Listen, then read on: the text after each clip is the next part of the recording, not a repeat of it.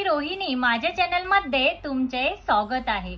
तर बऱ्याच लोकांना असं वाटतं की महिला या घरामध्येच असतात, काहीच काम करत नाही, सतत त्या घरातच असतात। पण प्रत्येक महिला ही तिची जबाबदारी ही काटेकोरपणे पार पाडत असते। काही कामं अशी असतात की ती महिला करतात बट ती दिसूनही येत नाही। बट यामध्ये मला एकच सांगायचं आहे, ही सगळी कामे करत असताना महिलांनी स्वतःची ही काळजी घेणं हे तितकंच गरजेचं आहे। तर फ्रेंड्स, आजच्या व्हिडिओमध्ये मी तुम्हाला अशा काही टिप्स सांगणार आहे। जर तुम्ही महिला असाल आणि तुम्ही जर डेली बेसिसवर साडी वेअर करत असाल आणि तुम्हाला साडीमध्ये स्टायलिश आणि अट्रॅक्टिव्ह दिसायचं असेल तर आजचा व्हिडिओ हा शेवटपर्यंत नक्की बघा। चला तर मग व्हिडिओला स्टार्ट करूया।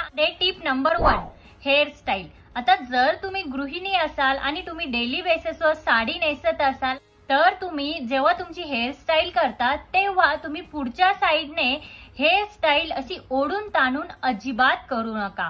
त्याने काय होतं की त्यामध्ये तुम्ही खूप एजेडही दिसता आणि तुमचं वयही जास्त दिसून येतं। तर तुम्ही काय करा, जेव्हा तुम्ही फ्रंटची हेअरस्टाईल करता तेव्हा ती हेअरस्टाईल थोडीशी लूज ठेवा। तुम्ही कुठलीही हेअरस्टाईल ही करू शकता, बट जी हेअरस्टाईल तुम्ही कराल ना ती तुम्ही लूज ठेवा। जेणेकरून तुम्ही जर लूज ठेवला तर त्यामध्ये तुमचा चेहरा हा नाजूक दिसेल आणि तुम्ही जास्त एजेडही दिसून येणार नाही।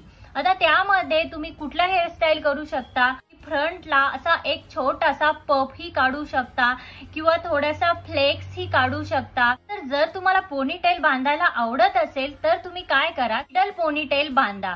तुम्ही हाय पोनीटेल नक्कीच बांधू शकता। जर तुम्ही अंबाडा बांधत असाल तर तुम्ही मिड बन अंबाडा अजिबात बांधू नका, तो अजिबात चांगला वाटत नाही, त्याने तुम्ही एजेड दिसून येता। जर तुम्ही अंबाडा बांधत असाल साडीवर तर तुम्ही लो बन अंबाडा बांधू शकता, त्याने तुमचा लुक खूप सुंदर दिसतो।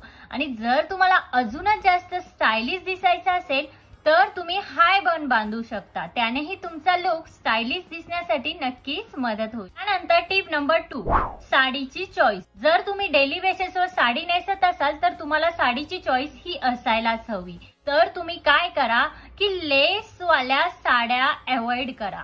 जर तुम्हाला साडी डेली बेसिसवर हवी असेल तर तुम्ही अगदी छोट्या लेसवाल्या ज्या साड्या असतात त्या नेसा किंवा विदाऊट बॉर्डर वाल्या ज्या साड्या असतात त्या जर तुम्ही वेअर केला तर तुम्हाला तुमचा लुक हा नक्की स्टायलिश आणि मॉडर्न दिसण्यासाठी मदत होते। आणि डेली बेसिसवर जर तुम्ही साडी वेअर करत असाल तर तुम्ही मोठ्या प्रिंटवाल्या साड्या अजिबात वेअर करू नका।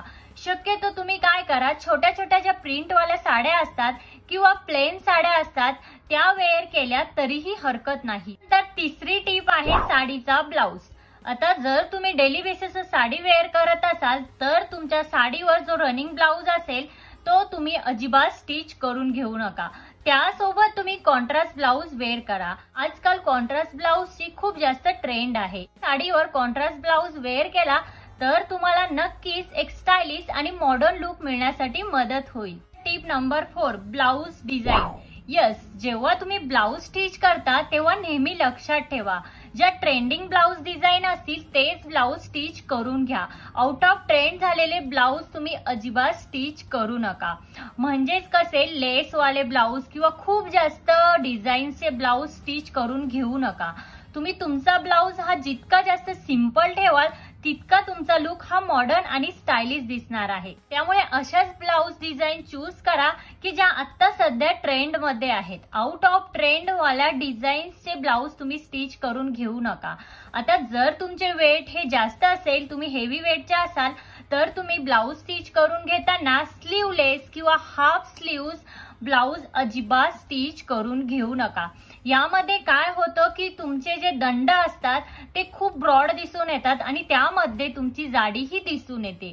त्यामुळे शक्यतो तुम्ही कोपरापर्यंत म्हणजे 3/4 स्लीव्ज ट्राय करा, त्याने तुमचा लुक हा अतिशय सुंदर दिसेल। तुम्ही आजकाल ट्रेंड मध्ये असलेले पफ स्लीव्ज किंवा मिनी पफ स्लीव्ज ही स्टिच करून घेऊ शकता। नंतर टिप नंबर 5, ब्लाउज फिटिंग। आता ब्लाउज फिटिंग हेही तितकंच इम्पॉर्टंट आहे, कारण साडीचा ओव्हरऑल लुक हा ब्लाउजवरच डिपेंड असतो। मी खूप जास्त महिलांना बघितलं आहे, त्या काय करतात, खूप जास्त टाईट म्हणजे खूप जास्त फिटिंग मध्ये ब्लाउज हे वेअर करतात आणि त्यातले त्यात जर त्या हेवी वेटच्या असतील तर त्यामध्ये ते अजिबात चांगलं दिसत नाही. काय होतं, फिटिंग मध्ये जर ब्लाऊज वेअर केले तर त्यामध्ये त्यांचं फॅट हे विजिबल होतं. टाईट ब्लाऊज मध्ये त्यांचं फॅट हे विजिबल झाल्यामुळे ते अजिबात व्यवस्थित दिसत नाही.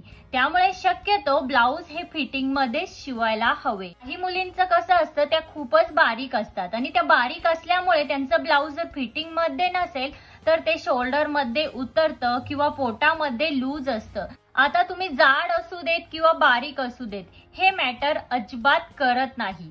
फक्त तुमचा ब्लाऊज हा तुम्ही व्यवस्थित तुम्हाला जसा सुटेबल आहे तसा स्टिच करून घ्या, जेणेकरून त्यामध्ये तुमचा लुक स्टायलिश आणि मॉडर्न दिसण्यासाठी नक्कीच मदत होईल. Tip number 6, sari draping. आता साडी ड्रॅपिंग करताना तुम्ही एक गोष्ट नेहमी लक्षात ठेवा, जेव्हा तुम्ही साडीची पिन करता ती मोठी अजिबात करू नका. काय होतं की तुमचं एज हे जास्त असल्यासारखं वाटतं, तर शक्यतो तुम्ही पिनअप करताना काय करा, छोटी पिन करा किंवा मीडियम साईज ही तुम्ही पिनअप करू शकता. त्याचबरोबर बऱ्याच महिला अशा आहेत की त्या फ्रंट साईडला बॉक्स पिन करतात. बॉक्स पिन करणं हे आउट ऑफ ट्रेंड झालं आहे, तर हे असं बॉक्स पिन अजिबात करू नका. शक्यतो तुम्ही सिंपल पिन ठेवली तरीही तुमचा लुक हा स्टायलिश दिसण्यासाठी नक्कीच मदत होईल. Tip number 7, jewellery. आता बऱ्याच महिलांना मी बघितलं आहे की त्या गृहिणी असतात, हाऊसवाईफ असतात, डेली बेसिसवर साडी नेसत असतात. बऱ्याचदा त्या काय करतात, खूप मोठं असं गळ्यात मंगळसूत्र घालतात किंवा खूप मोठे कानातले घालतात, तर ते अजिबात चांगलं दिसत नाही. शक्यतो तुम्ही जर डेली बेसिसवर साडी नेसत असाल आणि तुम्ही हाऊसवाईफ असाल तर तुम्ही काय करा, गळ्यामध्ये एक छोटंसं मिनी मंगळसूत्र घाला. तर जेव्हा तुम्ही असं मोठं मंगळसूत्र वेअर करता किंवा खूप मोठे कानातले वेअर करता तेव्हा तुमचा लुक हा खूप एजेड वाटतो आणि तुमचं वय हे जास्त असल्यासारखं वाटतं. आजकाल मार्केटमध्ये बरेच सारे मिनी मंगळसूत्र जे स्टोनवाले मंगळसूत्र आहेत ते अवेलेबल आहे. ते तुम्ही ट्राय करा, त्यानेही तुमचा लुक हा स्टायलिश दिसण्यासाठी नक्कीच मदत होईल. टिप आहे वेल ग्रूम.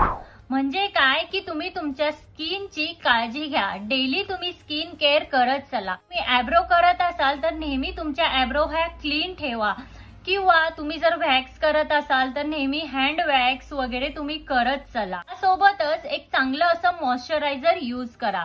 तर काही लेडीज काय करतात, डेली मॉइश्चरायझर यूजच करत नाही. त्यामुळे काय होतं, त्यांचे हात हे अगदी रफ होतात आणि ड्राय होतात. ते अजिबात चांगलं दिसत नाही. त्यासोबतच काही लेडीजच्या पायालाही खूप जास्त प्रमाणात भेगा पडतात. तर शक्यतो तुम्ही घरात असताना एक स्लीपर यूज करा किंवा तुम्ही सॉक्सही यूज करू शकता. आता मी ज्या या टिप्स सांगितल्या आहे यामध्ये तुम्हाला एक्स्ट्रा वेळ काढायची अजिबात गरज नाहीये. ह्या तुम्ही डेली बेसिसवर काम करता करताही फॉलो करू शकता. तर फ्रेंड्स, आजच्या व्हिडिओमध्ये इतकंच. आजचा व्हिडिओ हा तुम्हाला कसा वाटला? आजचा व्हिडिओ जर तुम्हाला हेल्पफुल वाटला असेल तर तुमच्या फॅमिली आणि फ्रेंड्स सोबत नक्की शेअर करा. त्यासोबतच तिथे जे बेल आयकॉन आहे ते प्रेस करा, जेणेकरून जेव्हा मी नवीन व्हिडिओ अपलोड करेन तेव्हा त्याचे नोटिफिकेशन हे सगळ्यात पहिल्यांदा तुम्हाला येईल. भेटूया अशाच एका नवीन व्हिडिओमध्ये. तोपर्यंत काळजी घ्या. Thank you everyone.